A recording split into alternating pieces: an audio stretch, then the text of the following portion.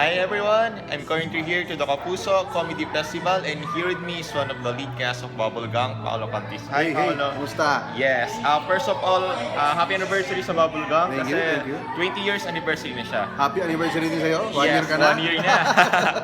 Ayun, so ngayon, since nakapasok ka sa Bubble Gang and since nung bata ka pa, talagang pinapanood ka sa mga comedy shows since TV days. So para sa'yo, ano yung pinakamahirap na nanagampanan mo as a comedy actor? Anong challenging sa'yo? Comedy. For me, very challenging lahat ng characters kasi lalo sa Bubblegum, trial and error yan eh. Minsan may characters na nakakatawa, minsan may hindi.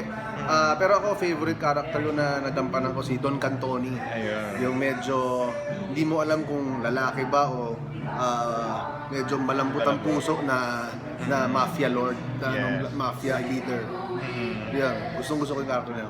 And since nakita ka na namin lagi sa comedy, meron ka ba bang dream role in the future? Do you want ba magkaroon ng action, drama, or do you want to stay in comedy na lang? Ako, I would love to stay in comedy. Masarap magpasaya ng tao, especially sa mundo na ginagalawan natin. Maraming problema. Gusto ko isa ako sa mga nakakapagpatawa ng tao.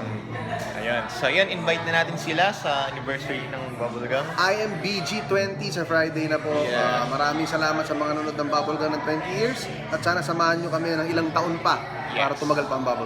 And then sa 20 years pala, sino yung mga makakasama natin na mga stars dito? Yung mga Lahat. previous Lahat ng naging part ng Bubblegum will be in the documentary na makikita nila kung paano nagsimula at paano tumagal ang Bubblegum. Yes. Okay. Salamat, Paolo. Thank you. And more power. Thank you.